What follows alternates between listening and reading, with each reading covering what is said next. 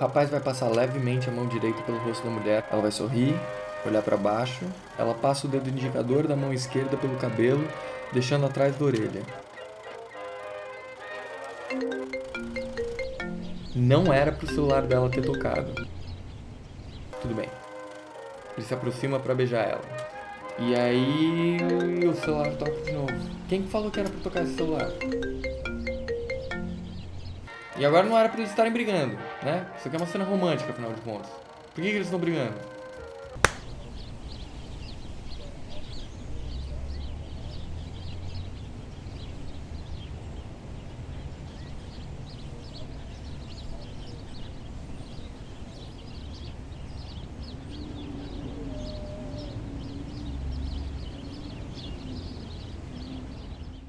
É fácil escrever uma história, é difícil escrever uma boa história. Então eu já escrevi muitas coisas que depois eu falei, nossa, eu não curti, e depois coisas que eu achei muito legais, assim, falando, nossa, esse realmente foi um produto que eu gostei. Mas eu acho que o mais importante, assim, a maior dificuldade de escrever uma história, para mim, vem da técnica. Às vezes eu vejo boas ideias que são desperdiçadas porque a história não está bem contada. Então, por ser uma coisa assim, você tem um lápis, um papel, sei lá, um computador e vou escrever uma história. Não é tão simples, né? Se você tem um pincel e uma tela e tinta, não significa que você é um pintor e muito menos se você tem você é um dentista porque você tem uma cadeira, uma broca, sei lá. Então, acho importante pensar que tem uma técnica por trás de escrever.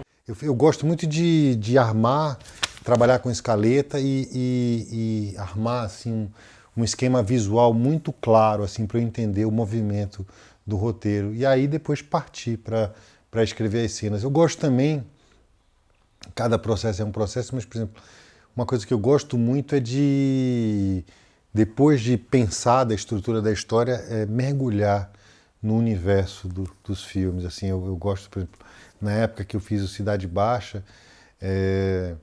eu passei alguns meses vivendo nos puteiros da Cidade Baixa, morando em torno ali do Cais do Porto, passava noites conversando com as pessoas, anotando conversa. Agora eu fiz a série de boxe, resolvi lutar boxe para aprender. Para mim é sempre importante mergulhar no universo que eu estou escrevendo. Quando eu era mais nova, eu achava mais difícil ter ideias, assim. Eu precisava recorrer a coisas que tinham acontecido, que eram muito marcantes, para achar que aquilo valia a pena ser contado, assim. Então, tinha que ser emoções muito fortes para valer a pena ser contado.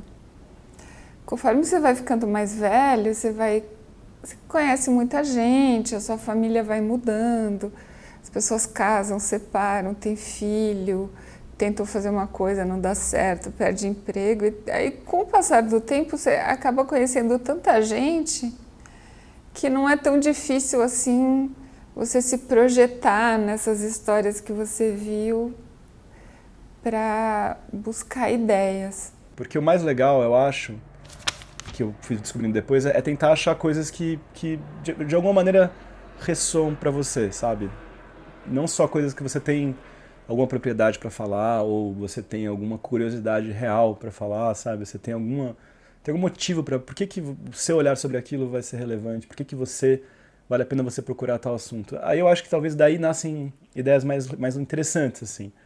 Então, pra mim, atualmente, eu acho que, fatalmente, eu sou o vetor principal para as minhas ideias, assim. Elas passam pela minha sensibilidade, pela minha experiência de vida, mesmo que eu vá falar de uma coisa, sei lá, de uma pesquisa científica ou de sei lá, de uma história de época, entendeu? Eu acho difícil eu ser um roteirista que vai fazer um negócio completamente neutro, que não tem a minha personalidade, sabe, a minha personalidade. Então, as ideias que eu tento ter já tem um pouco do meu DNA, da minha experiência, do que eu enxergo na vida das pessoas, de coisas que eu vejo as pessoas vivendo. Eu acho que, assim, tem um lado um pouco mala de roteirista que a gente fica caçando histórias e caçando acontecimentos e tentando ter sacadas. Eu acho que isso acontece agora, por exemplo, que tem um monte de séries sendo feitas no Brasil, com esses canais de streaming estrangeiros, aí todo mundo quer ter um recorte, ter uma sacada, e aí fica um pouco mala, assim, porque as coisas não são tão genuínas, mas acho que as melhores ideias que eu tive vieram um pouco da minha percepção do mundo ao redor e das coisas que estão mudando, assim. Quanto mais eu vejo que tem um tom pessoal, mais legais elas são, sabe?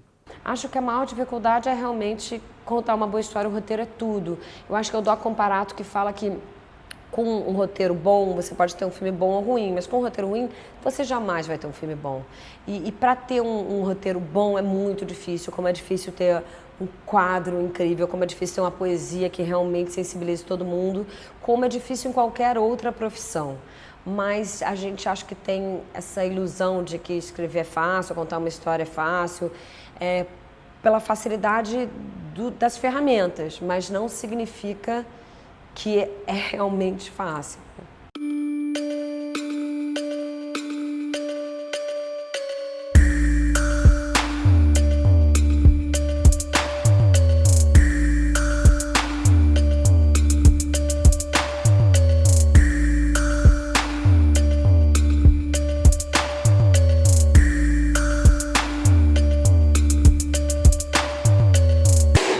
Café. Café vai cair bem. Mais do que travar, eu acho que pra gente, roteirista, principalmente quando você está em fase de escrita, de entrega, e principalmente quando você é roteirista, que você nem sempre acontece, mas por exemplo, quando você é o roteirista responsável por dar o roteiro final de toda uma temporada, cara, isso é um trabalho assim imenso, cara. Então você tem, sabe, você tem que pegar do primeiro ao 13º episódio, sei lá quantos, né? Quantos episódios estiver na temporada, e uma série de questões que você tem que afinar e não sei o que, para uma coisa funcionar bem no episódio 7, você tem que deixar ela bem preparadinha no episódio 3, sabe?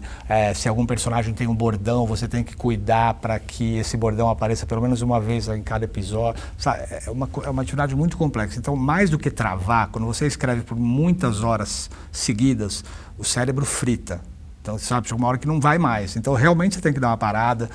Eu deito na cama, boto uma música, fecho o olho, mesmo meia hora para mim já tá bom. Ou realmente vou dar uma volta, eu falei brincando naquela hora, mas realmente vou dar uma volta, lavo louça, né? Você tem que sair um pouco, porque o nível de concentração é muito grande, né? Então o cérebro dá uma zoada. Acho que a gente precisa de um tempo ali de tranquilidade, assim. Eu tenho uma certa dificuldade às vezes de criar, principalmente de dar um pontapé inicial numa ideia no meio da vida cotidiana, corrida. Então às vezes eu me isolo numa praia, na Praia do Forte, antigamente eu escrevia em Itaparica, sempre meio que na Bahia, e eu tenho a tranquilidade, o barulho do mar. Para mim é super importante para eu escrever, então quando eu estou bloqueado eu primeiro me mando para uma praia. E hoje em dia, assim, para mim está muito claro que tem uma coisa técnica que é fundamental, assim. Quando eu ouço bloqueio criativo, eu já imagino o escritor na praia, andando, tentando se desbloquear criativamente. Eu não tenho esse tempo, não tenho. Se eu tenho um problema, eu vou tentar atingir ele usando as ferramentas que eu sei. E se eu estou numa mesa de roteiro, eu vou explicitar o problema para cada um com a sua ferramenta conseguir mexer naquilo. Normalmente não está ali o problema, parei de escrever aqui um pouco porque eu não consigo avançar. Provavelmente o problema não está aí, está um pouco antes, então eu já sei isso, então eu volto um pouco na história, eu não consigo usar essa palavra muito, porque eu acho que a gente está criando a partir do nada, né? Normalmente a gente está preenchendo uma folha ali vazia. O que é aquela folha vazia? É o próprio bloqueio criativo em si. Então, o seu bloco de esculpir é o bloqueio criativo. Então, você não estou com um bloqueio criativo, você tem ele, você abraça, dorme com ele, janta, toma banho com ele. Não tenho como dar um nome para aquilo especificamente, porque é o que a gente trabalha no dia a dia, entendeu? Eu ouvi essa história do Felipe Braga, que é um roteirista muito bom também. Ele trabalhou naquele filme, na adaptação do roteiro em inglês para o português, daquele filme Trash, que o Stephen Daldry dirigiu, e que o Stephen fez um negócio que eu adotei isso agora, quando dá essa travada. Eu achei muito boa, essa é uma boa dica para quem está começando. Pode ser um filme dramático, tá? E é uma cena que no fundo você está travado e não sabe como você faz. E se fosse um filme de terror, como a gente faria essa cena? E se fosse uma comédia romântica, como a gente faria essa cena? E se fosse um besterol, como a gente faria essa cena? Se fosse um musical, como... Não, mas essa é uma cena de um maluco que vai decapitar uma criança. Tá, e se fosse um musical? E se fosse uma comédia? Essa pergunta, e se, é o melhor remédio para bloqueio criativo, para síndrome da página em branco. E se? E uma hora você vai encontrar uma saída. Pode não encontrar uma saída plenamente satisfatória e ficar frustrado com o seu resultado porque não dá mais tempo? Pode. Mas a vida não é perfeita. Se fosse assim, todo o trabalho que você faz uma obra-prima ia ser maravilhoso, né? Não tem, né? Eu não escrevi nunca nenhum roteiro tão bom quanto Cidade de Deus. Acho o roteiro do Tropa 2 muito bom, mas não acho tão bom quanto Cidade de Deus. Foi meu primeiro, e aí eu vou ficar chorando, que nunca mais vou conseguir chegar. E se eu não chegar? Paciência. Vai fazendo, é tentando. A gente não sabe o que vai dar, na verdade. Esse trabalho criativo ele é muito um salto no escuro. Você não sabe o que vai acontecer.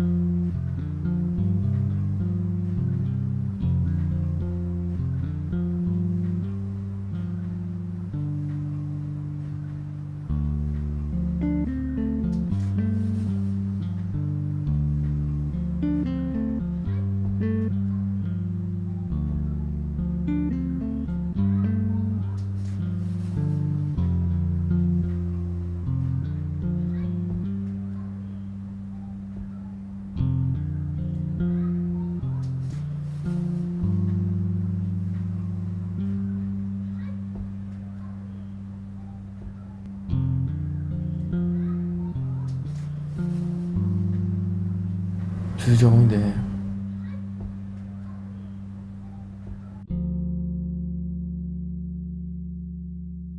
Não sei se vocês lembram de uma greve que houve em Hollywood com foco nos roteiristas.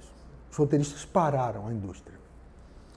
Vocês sabem qual era a principal argumentação para essa parada estratégica da categoria? Não era só a questão dos contratos para direitos conexos internacionais com a venda dos conteúdos dos roteiristas para o mercado internacional, que eles achavam que o share estava muito pequeno. Era, sobretudo, porque o mercado estava diminuindo o tempo de pesquisa para os projetos. O sindicato, por exemplo, The Writers Guild, previa que você tivesse pelo menos 1 ano de pesquisa para um longa-metragem, para você ter o domínio daquilo que você está escrevendo. E as produtoras estavam pressionando para que esse tempo fosse reduzido de 1 ano para 6 meses. Aqui o que eu vejo, e tomara que isso circule através de um número maior possível de pessoas, para que o mercado possa refletir. Aqui o que a gente encontra é o cara te entrega um projeto hoje e te dá um mínimo de tempo para você entregar ou um primeiro tratamento, ou um piloto, ou uma bíblia de um assunto que muitas vezes você não domina absolutamente.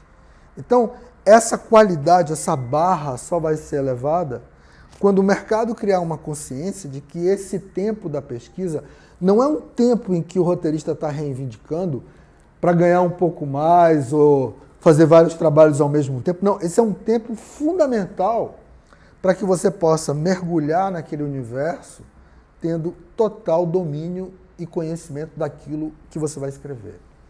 Então, o meu processo criativo passa rigorosamente pela pesquisa. O mais importante é a minha imaginação. Eu só pesquiso para alimentar a minha imaginação. Eu não me preocupo se alguém disser, mas isso não acontece. Mas alguma lei da física proíbe que isso, algo assim aconteça? Alguma coisa? Não. É possível. Se é possível, eu faço. Não, é a minha imaginação que vem em primeiro lugar. Eu, no Tropa de Elite 2, por exemplo, tive muitas brigas com o Padilha, com o Wagner, porque eles ficaram como eles ficaram mais próximos do pessoal da polícia, lá do batalhão de choque, lá do BOPE, do que eu, porque o Zé que entrevistou os caras, depois o Wagner filmou com eles, eles ficaram muito contaminados pelo que os caras diziam que faziam. E eu comecei a ter umas discussões com eles. Falei assim, mas gente, isso vai ficar, se a gente não fizer assim, o filme vai ficar... Então vamos mudar totalmente isso aqui, porque isso aqui vai ficar frustrante no final do filme. Não, mas é assim que acontece. Bom, aí a gente, claro, né, todo mundo discutindo, a gente chega a um acordo comum e o filme ficou bom pra caramba, não tenho nenhuma reclamação. Mas eu me lembro uma vez que eu estava num táxi com a minha mulher, a gente estava, não sei, e aí tinha uma televisãozinha no táxi, tinha tido uns traficantes no Rio, tinham atirado com uma bazuca num helicóptero da polícia, com uma bazuca. Aí eu mandei uma mensagem pro Zé e pro Wagner. Gente, vocês viram que absurdo o que aconteceu no Rio? Os caras atiraram com uma bazuca no helicóptero. Eles não sabem que isso não acontece na realidade. Entendeu? Se eu escrevesse uma cena em que os traficantes derrubariam um helicóptero da polícia com uma bazuca, não foi o que aconteceu, tá? Mas é só um exemplo. Certamente eles diriam, mas isso nunca aconteceu. Eu realmente, esse é um argumento que não faz o menor sentido para mim. Alguém fala assim, mas isso não acontece, ou isso não aconteceu. Gente, o seu trabalho como roteirista é fazer que qualquer absurdo possa ser crível.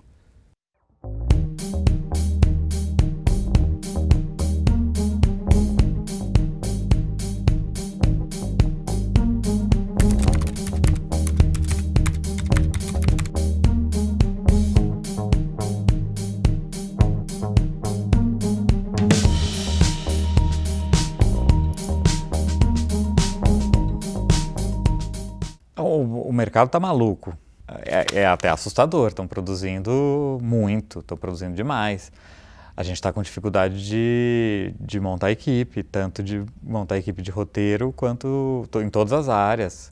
E aqui sempre, quem mandava era o diretor ou o produtor. E as produtoras eram feitas meio de diretores que vinham da publicidade, então era muito assim. Aí vem esses canais, essas plataformas, e eles estão falando, não, eu quero saber quem é o roteirista, quem que vai escrever, quem que tem a visão dessa série. E isso é muito benéfico pra gente, muito, muito. Isso é uma coisa que eu ficava brigando lá atrás, que uma série, ela é muito... O filme faz sentido ser do diretor, porque tem 90 páginas. Geralmente o diretor trabalha junto com o roteirista para passar a visão que ele quer daquele filme. Então faz sentido, ele consegue dominar 90 páginas e ir para o set saber o que ele está fazendo. Uma série, geralmente tem mais de um diretor para dar conta de filmar tudo aquilo. Quem que tem domínio de tudo aquilo? Quem que sabe que não pode mudar essa palavra porque essa palavra vai ser resgatada lá no episódio lá para frente? Quem que sabe qual é a curva do personagem? Quem que sabe tudo isso? O criador, o roteirista-chefe. Então, esse cara que tem a visão, então esse cara que tem que estar unificando todos os processos. E aí eu estou vendo isso acontecer já. Neste sentido, eu acho que a profissão do roteirista está mais valorizada. Se não me engano, a indústria do entretenimento, do audiovisual hoje significa 0,6% do PIB. Isso é muita coisa. Está falando de muitos empregos e muitas pessoas trabalhando na indústria do audiovisual.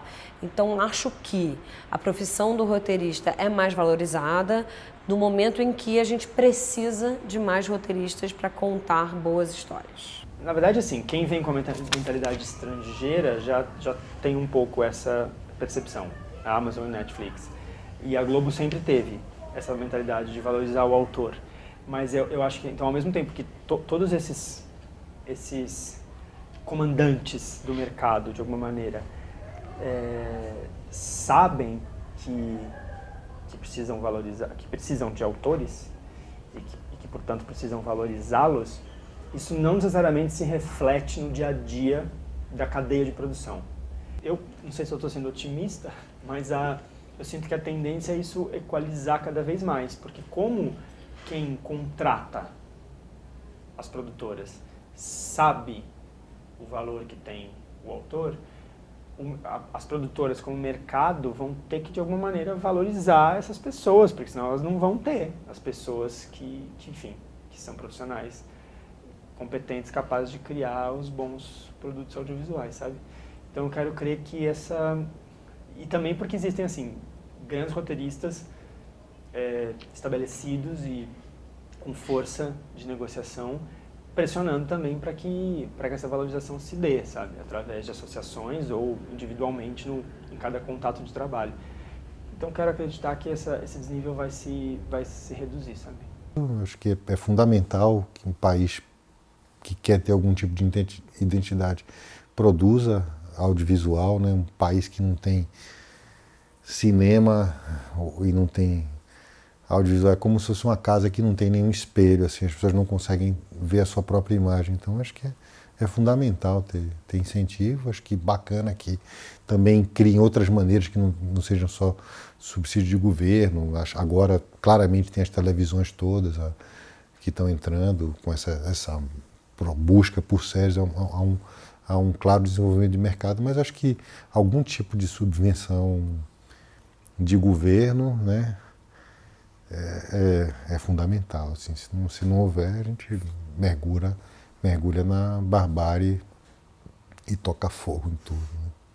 Quando eu saí dos Estados Unidos e voltei para o Brasil, eu trouxe a informação de lá de que o mercado ia mudar muito rapidamente. Para você ter uma ideia, eu já era assinante do Netflix nos Estados Unidos, peguei o começo e falei, gente, o streaming é uma revolução. Primeiro pela quantidade de conteúdos que um streaming pode disponibilizar. A informação que eu obtive através de um amigo do mercado é que são 4.000 conteúdos só no grupo Netflix.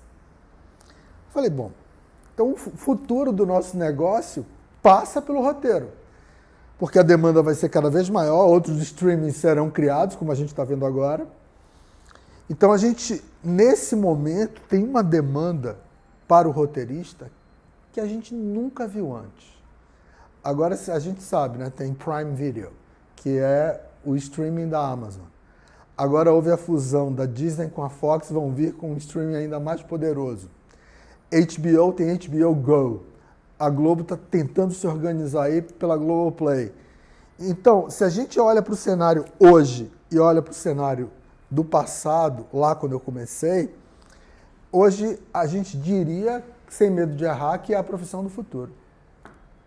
Porque por onde é que você vai suprir essa demanda? Pelo roteiro.